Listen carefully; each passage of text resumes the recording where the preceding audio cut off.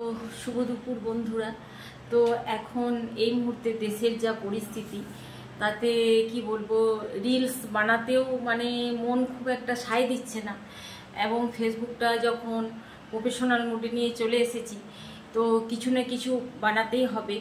তাই সকলের জন্য একটাই কথা বলবো, এবং যেটা বলতে পারেন আমার অনুরোধও বলতে পারেন, রিলস আপনারা বানান, তার মধ্যেও একটু মানে সামঞ্জস্য রক্ষা করে। যেমন ধরুন কোনো বাড়িতে যদি কোনো মানুষ মানে কি বলবো মারা যায়, তখন আমরা কি করি, আমরা কিছুদিন সাদা মাঠা খাই, তেল মশলা খাই না। তার মানে কি সেই মানুষটা কি জীবিত হয়ে যায়? হয় না।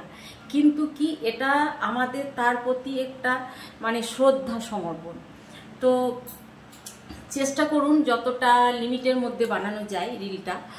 আর আরেকটা কথা বলবো, যারা যুদ্ধক্ষেত্রে গেছে আমাদের দেশকে রক্ষা করতে, আমাদেরকে রক্ষা করতে, তো তারাও তো কারো ভাই, কারো হাজবেন্ড, কারো ছেলে, তো তাদের পরিবারের কিন্তু মানে কি বলবো ঘুম উড়ে গেছে।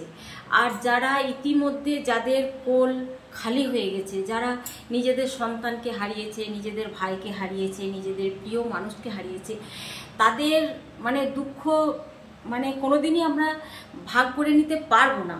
তো তার মধ্যেও আমরা মানে চেষ্টা করব, মানে এখন তো দুনিয়াটা হাতের মুঠোয়, ফোনের মধ্যে, তো তাদেরও হাতের মুঠোয় ফোন আছে।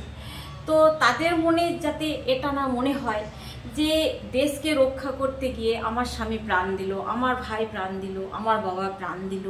হ্যাঁ, তো এই দেশবাসীদের জন্য মানে আপনাদের রিলস ভিডিওটি দেখে যেন তাদের মানে কি বলবো মানে আত্মসম্মানেই বলুন বা বিবেকে বলুন একটা মানে পীড়ন না দেয়।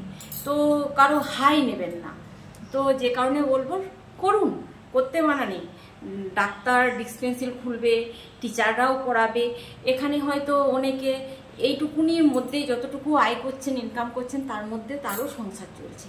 তো তার মধ্যেও দেশের পরিস্থিতি এবং যারা আমাদের জন্য যুদ্ধে লড়াই করছে তাদের ফ্যামিলিদের মানসিক পরিস্থিতি সমস্তটুকু চিন্তা করে একটু মানে সব কিছুই করুন, ধিঙ্গিপোনাটা একটু কমই করুন। তো শুভ দুপুর। আজকে আমাদের দুপুরের মেনু কি কি হলো চলুন এক নজরে দেখিয়ে দিই। ভালো থাকবেন সবাই, টাটা। তো বন্ধুরা, আজ আমি যেটা রান্না করেছি, একটা আলু সেদ্ধ করে রেখেছি।